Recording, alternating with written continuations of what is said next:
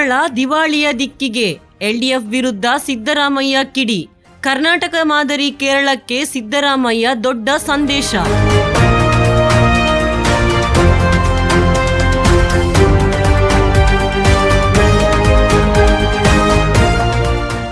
ವರ್ಷಗಳ ಎಲ್ಡಿಎಫ್ ಆಡಳಿತವು ಕೇರಳವನ್ನು ಆರ್ಥಿಕ ದಿವಾಳಿಯತ್ತ ಕೊಂಡೊಯ್ಯುತ್ತಿದ್ದು, ನಿರುದ್ಯೋಗ ಮತ್ತು ಬೆಲೆ ಏರಿಕೆಯಿಂದ ಜನತೆ ಸಂಕಷ್ಟದಲ್ಲಿದ್ದಾರೆ ಎಂದು ಕರ್ನಾಟಕ ಮುಖ್ಯಮಂತ್ರಿ ಸಿದ್ದರಾಮಯ್ಯ ಆಕ್ರೋಶ ವ್ಯಕ್ತಪಡಿಸಿದರು.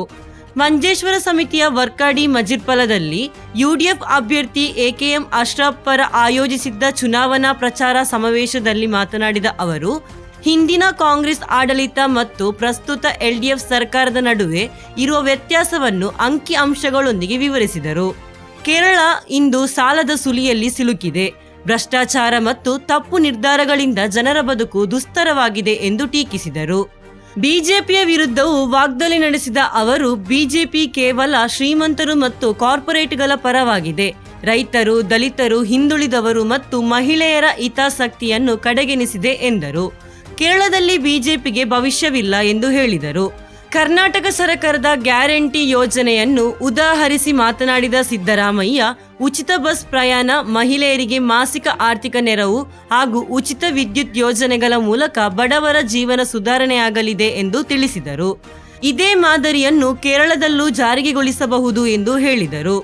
ಕಾಂಗ್ರೆಸ್ ಅಥವಾ ಯುಡಿಎಫ್ ಬಡವರ ಪರವಾಗಿರುವ ಪಕ್ಷಗಳಾಗಿದ್ದು, ಕೇರಳ ಸಮಗ್ರ ಅಭಿವೃದ್ಧಿಗಾಗಿ ಎಕೆಎಂ ಅಶ್ರಫ್ ಅವರಿಗೆ ಮತ ನೀಡುವಂತೆ ಮನವಿ ಮಾಡಿದರು. ಸಭೆಯಲ್ಲಿ ಸಂಸದ ರಾಜಮೋಹನ್ ಉನ್ನಿತ್ತನ್, ಅಭ್ಯರ್ಥಿ ಅಶ್ರಫ್ ಸೇರಿದಂತೆ ಹಲವಾರು ನಾಯಕರು ಉಪಸ್ಥಿತರಿದ್ದರು. ಯೋಜನೆಗಳನ್ನ ನಾವು ಜಾರಿ ಮಾಡಿದ್ದೇವೆ.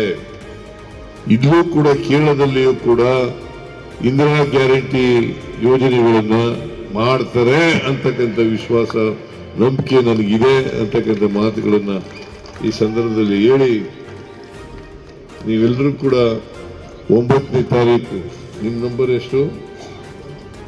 1 एक नंबर